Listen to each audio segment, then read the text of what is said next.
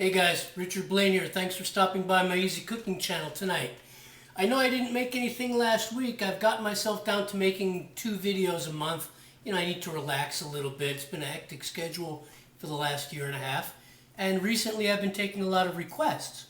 A couple of months ago, a nice girl named Dia contacted me and said, I've watched all your Asian food videos and they're really great, but you've never made anything Malaysian. So I got back in touch with her and said, what is it that you would like me to make? And she sent back 2 words, Nasi Lemak. And that's all she sent. And she left me to do the research. So I did the research, and today I'm going to make something called Nasi Lemak, or fatty rice. It happens to be the national dish of the Malay people, and actually it's really good. Once I did a little research and put a dish together, it's really tasty. It's soul food, man. As far as I'm concerned, it's Asian soul food. Got anchovies and eggs in it and all kinds of things you can do with it. So this week, for my viewer, Dia Kaur, I might not be pronouncing it right, Kaur, I'm going to make Nasi Lemak, the national dish of Malaysia. I'm sure you'll enjoy it. Let's get going. And as usual with YouTube, 15 minutes. Let's get going. I'll see you on the other side. Okay guys, first things first, we're going to make the rice and then we're going to make a sambal. Now, this is very fragrant rice, this Nasi Lemak, this fatty rice. Now, you need to follow the instructions of the rice you're going to use, either jasmine or basmati. I'm using jasmine. This particular brand of jasmine says to use 2.5 cups for every 1 cup of rice. So what that ends up being is 2 cups water, 1/2 cup of coconut milk.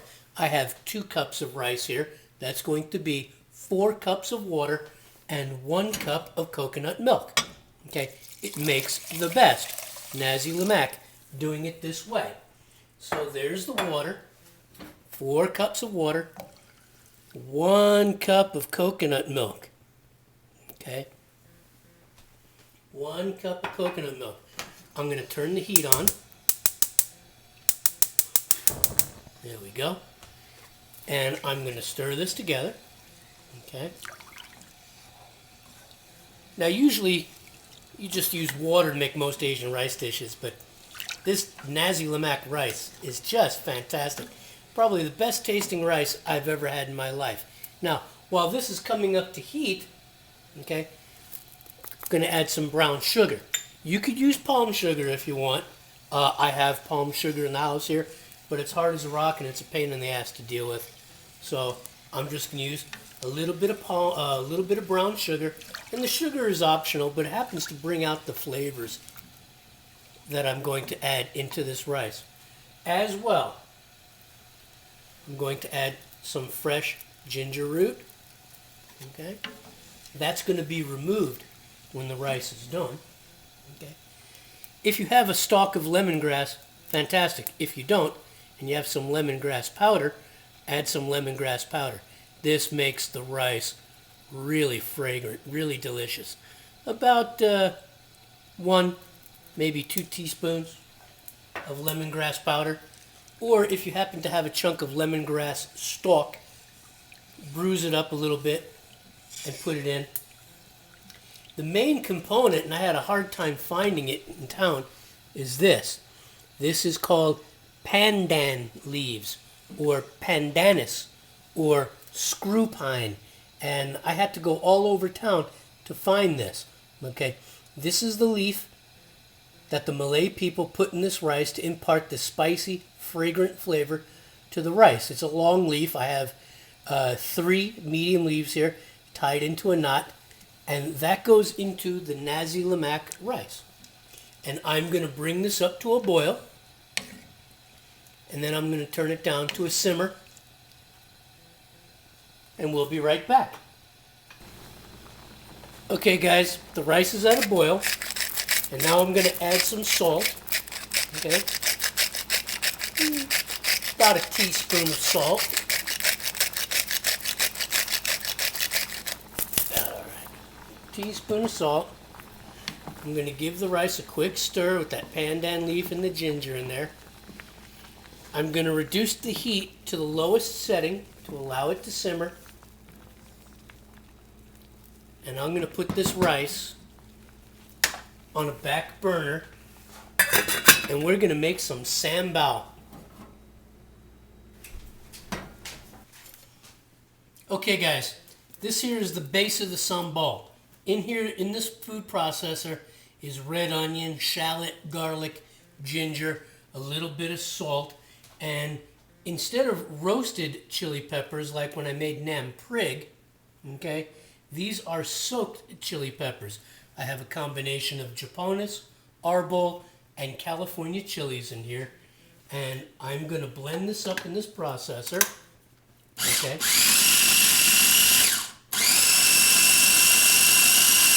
And this is going to be the base of the sambal. When you make a homemade sambal the first time, you will never, ever, ever buy sambal in the jar in an Asian market again. So I'm going to blend this together, and we're going to move on to the next step.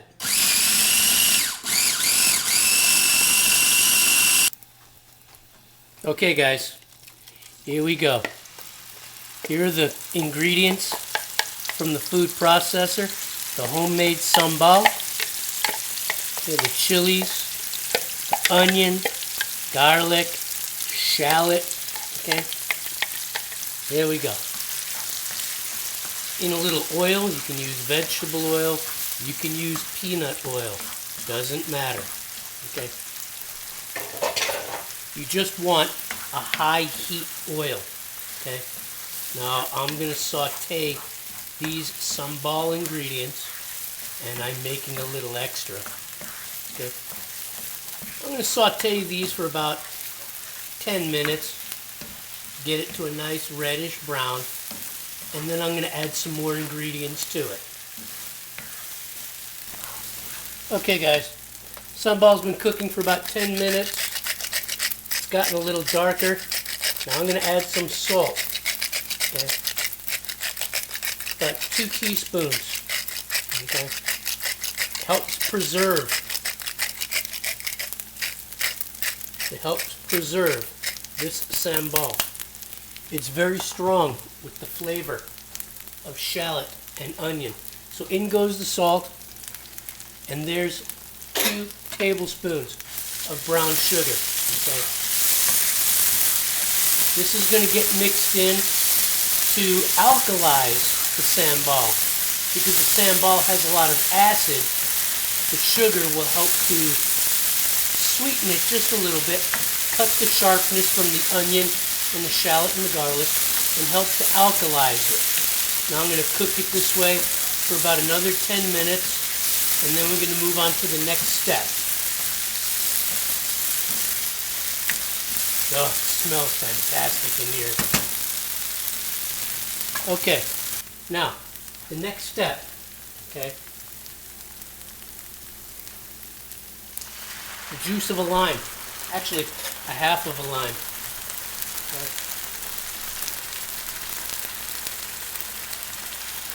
okay, and about 2 to 3 tablespoons of tamarind pulp. Now you could buy the block and soak it down yourself, or you could just buy it in the jar the way I do. This is pure pulp.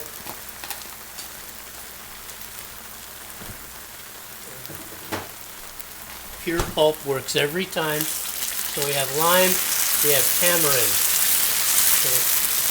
Going to lower the heat on this sambal. Going to mix this in.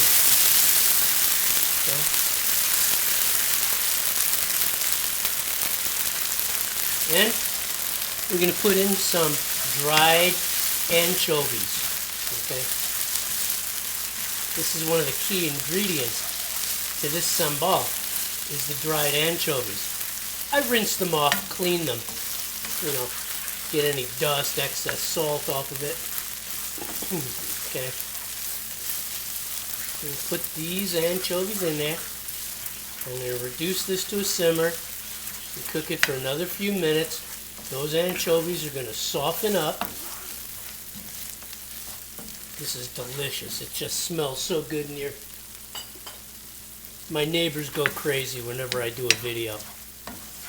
Okay. So here we go. Alright. I'm going to put the lid on this. About another 5-10 minutes, we're going to move on to the next step. Okay guys, just a couple more little things. You see the sambal has gotten nice and reddish brown, and those dried anchovies have softened up, and in goes 1 teaspoon of belacan, or dried shrimp paste. Okay, it's a very pungent ingredient. It's very hard, so I broke it up into small pieces and break it down in the pan on a low heat because I don't want to burn it. Okay. Now, some people at this point will add a little bit of water to their sambal to help break that down, maybe half a cup. So I'm going to put about 1/4 cup of water because I like my sambal thick. The only reason I'm putting this 1/4 cup of water and maintaining a low simmer is to break down that belacan shrimp paste. Okay, and I can feel it. There we go. Okay, I'm going to break that down, cook this for about another 5 minutes, and then I'm going to make any seasoning adjustments I need to make, and we'll be right back. Okay guys, the sambal has the consistency that I like. I've tasted it. I'm going to make some flavor adjustments. I'm going to add just a little bit of fish sauce, about 1 tablespoon, and that's it. I'm going to stir this in. This sambal is sweet, sour, tart, hot, pungent, the myriad of flavors, the full spectrum of Asian cooking. Okay, now I'm going to let this sit here and simmer another 5 or 10 minutes, and I'm going to make some side dishes that go with Nasi Lemak, and then I'm going to plate up.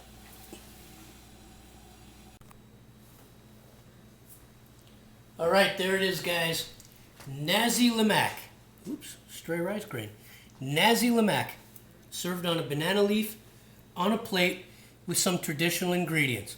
Hard-boiled eggs. Okay. Peanuts with anchovies. I chose to use cashews that I sprinkled with some lemongrass powder and some kaffir lime powder, and the anchovies.